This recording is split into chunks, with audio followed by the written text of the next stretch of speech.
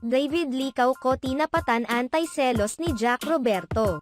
Tinapatan ng aktor na si David Licao ko ang JRU o ang Jack Roberto University kung saan nag-o-offer ng anti-selos course.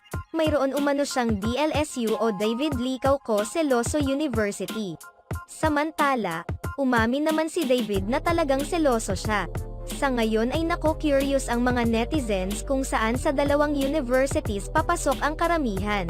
Kay Jack na anti-selos o kay David na seloso. Sa tunay na buhay, seloso talaga ako pero depende na rin sa context, pag-amin ni David sa naging panayam niya kay Boy Abunda. Bagamat seloso hindi naman umano niya pinagsasabi ang kanyang pagseselos. Sa kabilang banda, marami naman ang nagsasabing dapat hindi na tinatapatan ni David ang anti-selos ni Jack Roberto dahil lumalabas umanong tila nakikipagkompetensya siya rito gayong ka-love team lamang siya ni Barbie. Samantala, sinabi naman ni David na may pagkakataon na napag-uusapan nila ni Barbie Forteza ang nobyo nitong si Jack Roberto. Tinatawanan lamang din umano nila ang ibang mga tweets ng mga netizens. Nagbigay din siya ng pahayag para sa mga fans na hanggang ngayon ay nagnanais na maging totoo ang kanilang relasyon ni Barbie.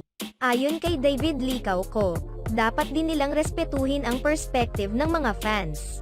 Personally I think kailangan muna natin intindihin, na on fans perspective kasi, humahanga sila sa amin eh. Which is why gusto nilang maging kami in real life.